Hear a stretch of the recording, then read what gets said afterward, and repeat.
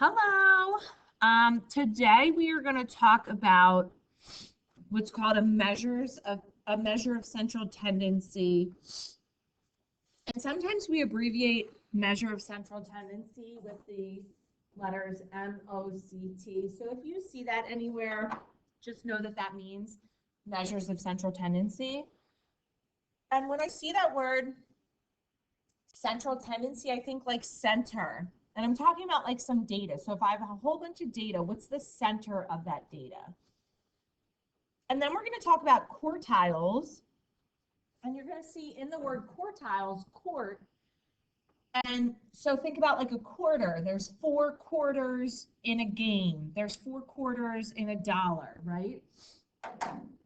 So that's a quartile is like dividing your data into 4 parts. And then we're going to talk about finally the interquartile range. Let's start with some definitions. So again, a measure of central tendency is a number that tells us where the middle or the center of a set of data lies. And it helps us to summarize the data. That's our goal for today. If we have a whole bunch of data, how can I summarize the data? So first definition is the word mean.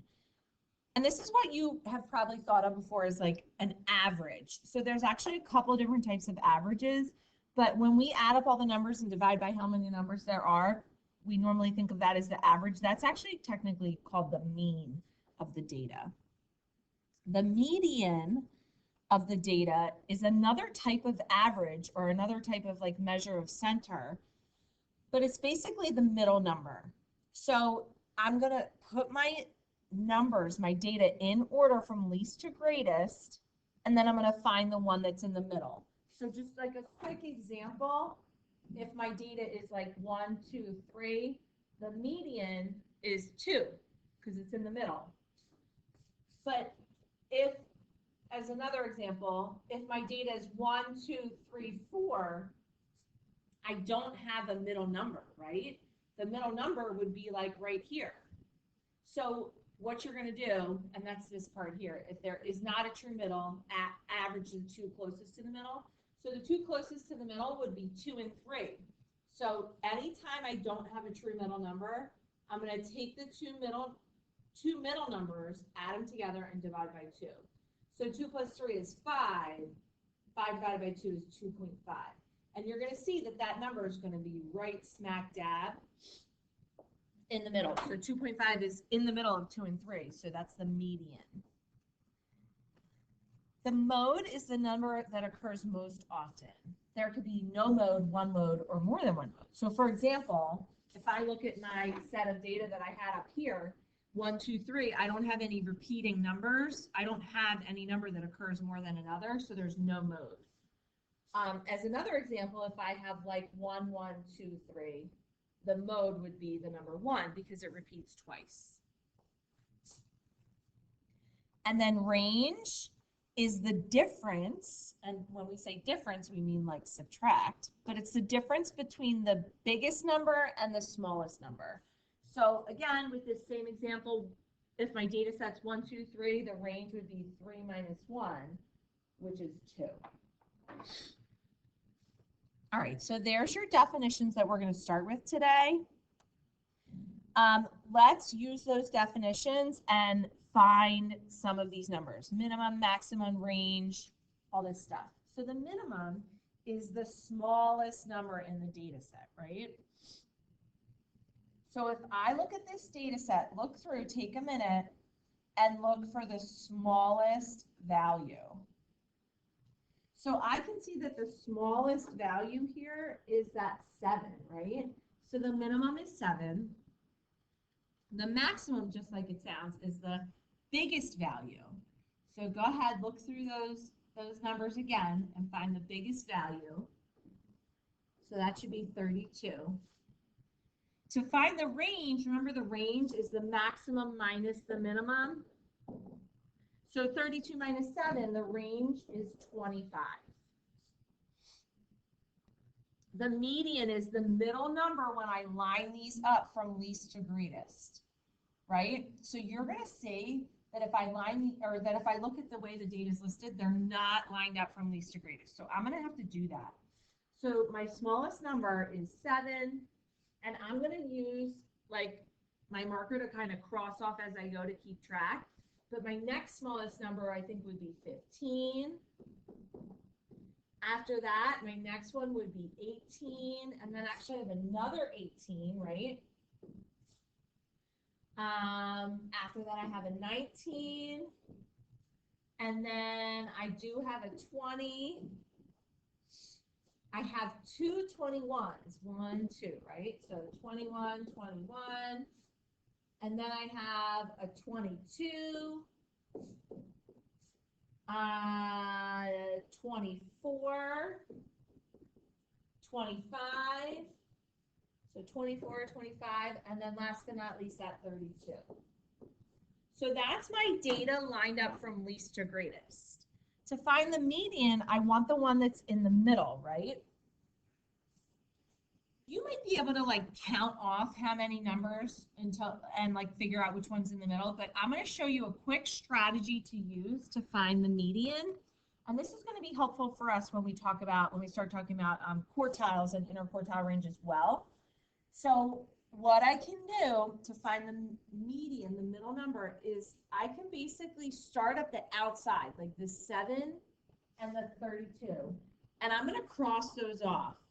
And I'm going to keep going from the outside towards the inside. So I crossed off like the 15 with the 25.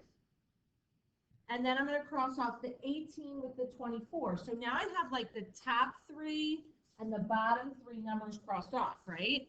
And I'm going to keep going until I get to the middle.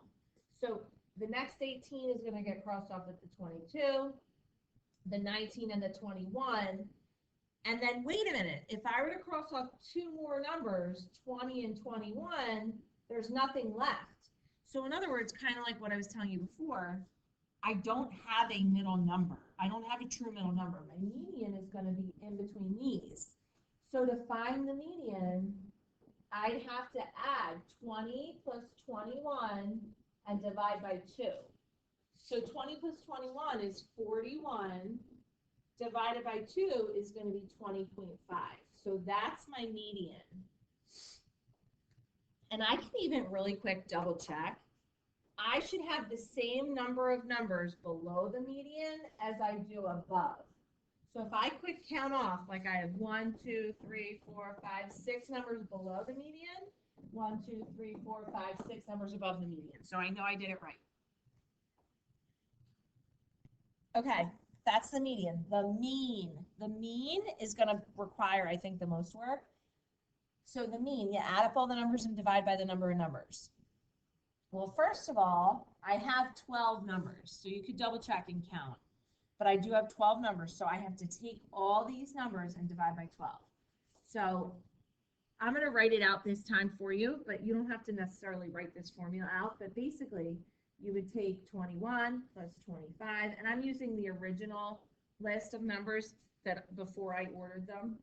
So 21 plus 25 plus 18 plus 32 plus 15 plus 20 plus 7 plus 19 plus 22 plus 24 plus 21 plus 18. So I'm going to use my calculator, add them all together, and then I am going to divide that by 12 because there were 12 numbers, right? So take a minute. You can even pause the video if you need to add those together.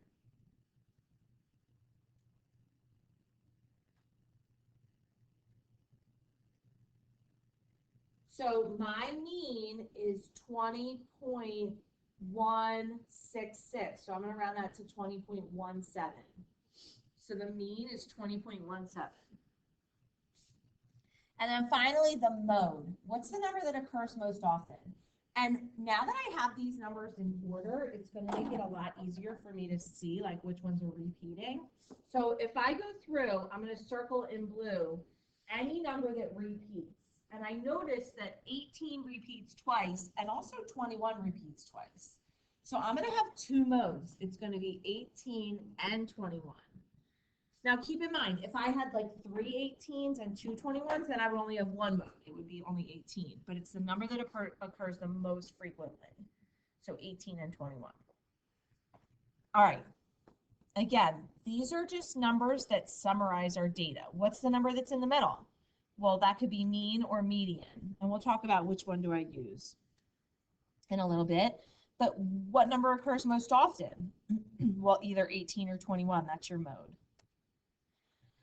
Now let's take this same set of data and we're going to talk about what's called a quartile. So another definition, a quartile divides a set of data into 4 equal parts, right?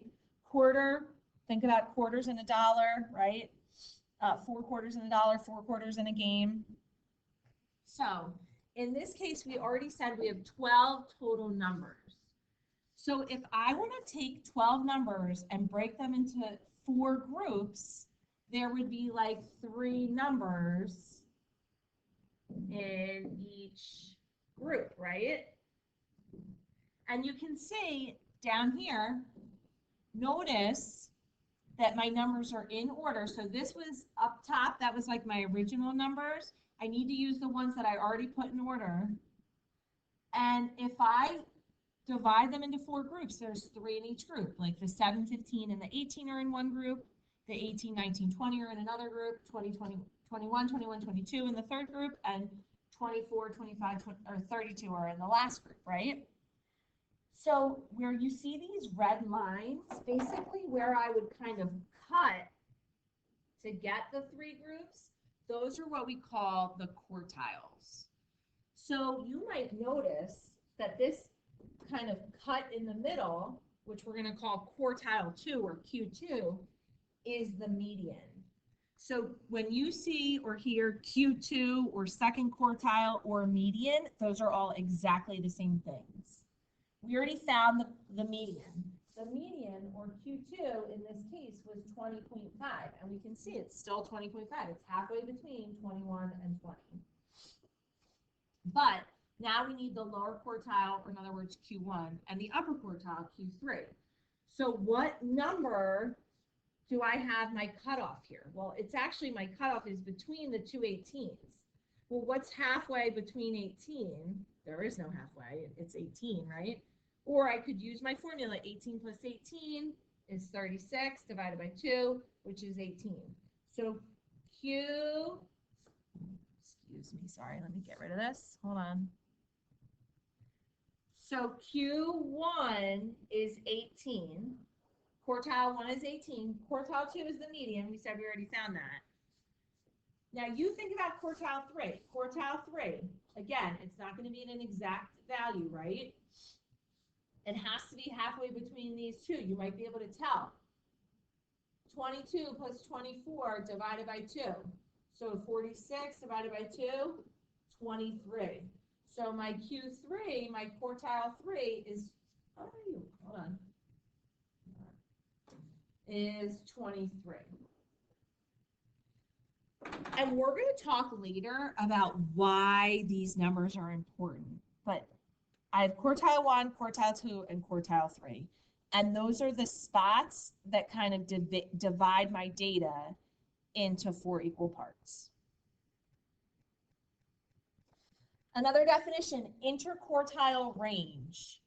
So range is like biggest minus smallest, and interquartile means like the distance between all the quartiles, the biggest and the smallest quartile.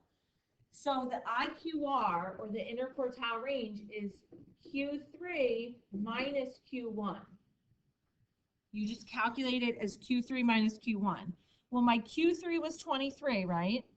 My Q1 was 18. So my IQR in this case is 23 minus 18, which is 5. So the interquartile range, or in other words, the IQR for this set of data is 5.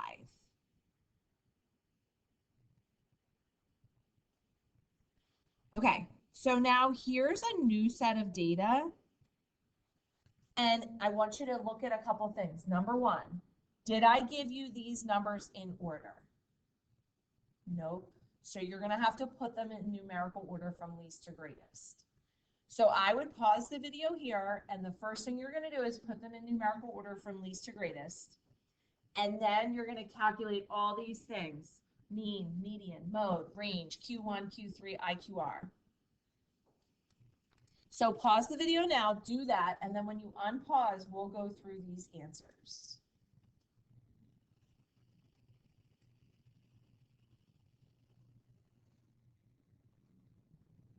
Okay, so hopefully you were working on these. We said the first thing you're going to do is put these in order from least to greatest, right?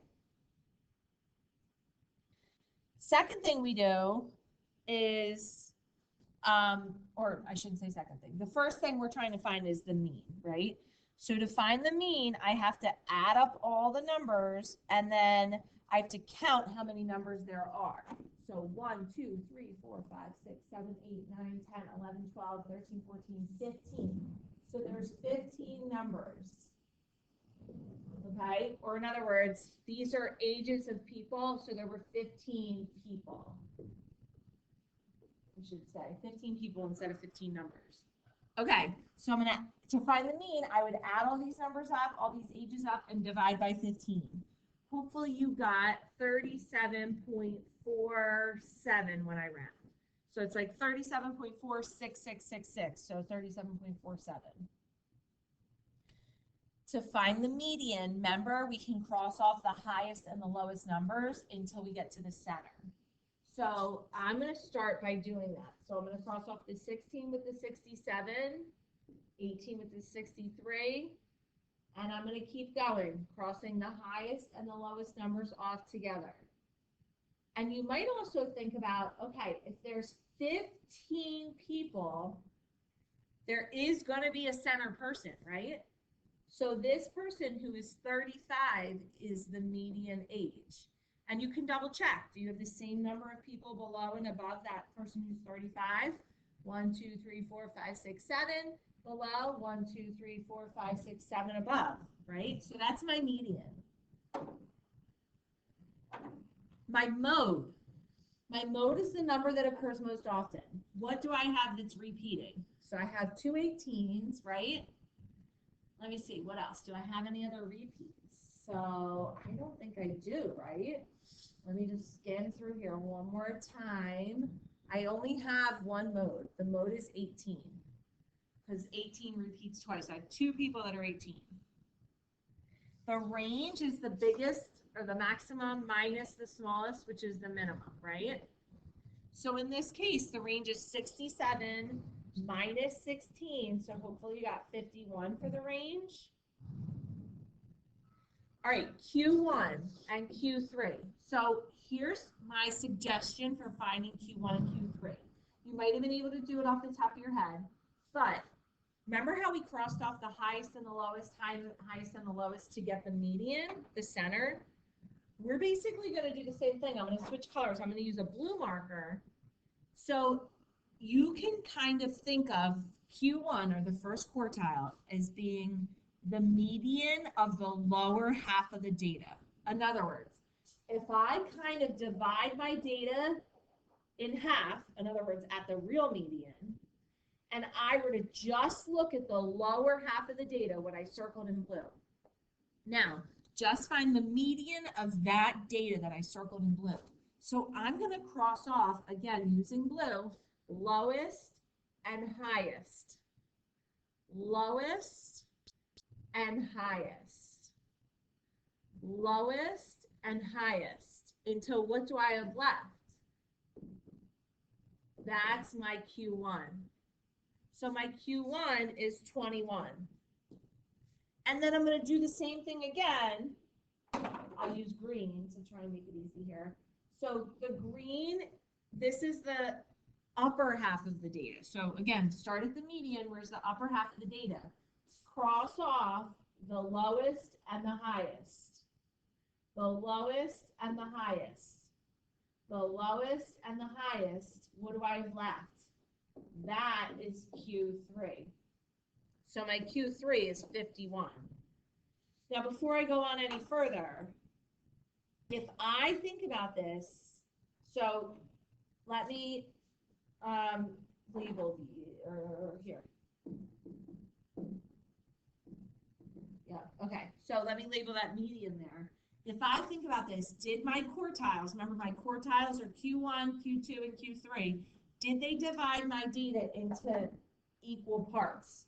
Well, there's 3 pieces of data below Q1, there's 3 pieces of data between Q1 and Q2, 3 pieces of data between Q2 and Q3, and 3 pieces of data above Q3. So my quartiles should divide my data into 4 equal parts, and it did. Okay, IQR, remember interquartile range is the biggest quartile minus the smallest quartile. So in this case, the IQR would be 30. Okay. Let's kind of switch gears a little bit. So instead of just like given a set of data, in these last 2 examples, I just gave you numbers and said, find this, find this, find this. Well, now, how do I use these things? We're going to look at just one quick example of how we can use these kind of formulas here. So suppose that your grades on 3 history exams are 80, 93, and 91. What grade do you need to get on your next exam to have a 90% average on all 4? So I'm sure some of you students play this little game, right?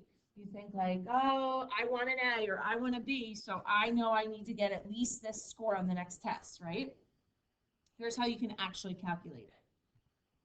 Well, so it's what grade do you need on your next exam? Think of that as a variable, right? That's what I don't know.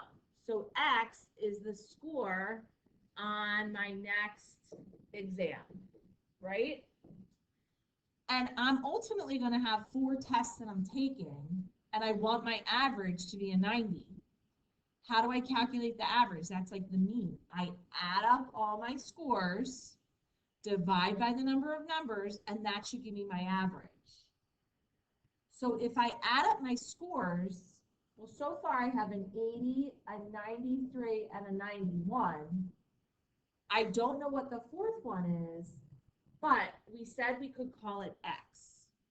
So if I add up all my scores on the 4 tests, I would add up those 4 things, right? Then to calculate the average, I would take that and divide by 4. And when I do that, I should get my average that I want, which is a 90%. So what did I just do? I just came up with an equation that I can now solve. So I can solve this equation algebraically, and then I would be able to tell you what the score I would need to get on the next exam would be. So first thing I could do, I should do, is probably add up that 80, 93, and 91. So use your calculator, add them all up. So 80, 93 plus 91 is 264. So I really have like 264 plus X divided by 4 equals 90.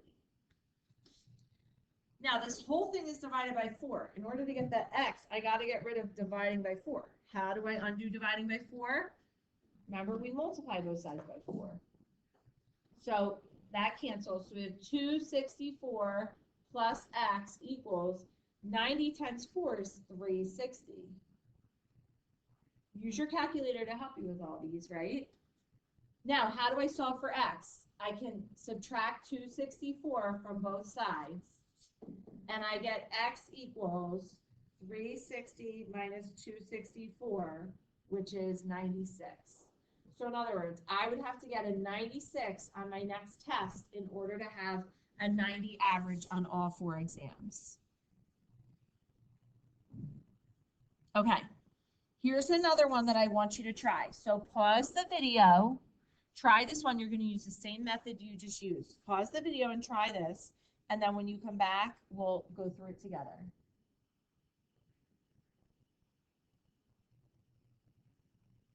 Okay, so Randy had these 4 grades on his last 4 math tests. What grade does he need on his next test to have an average of a 92%?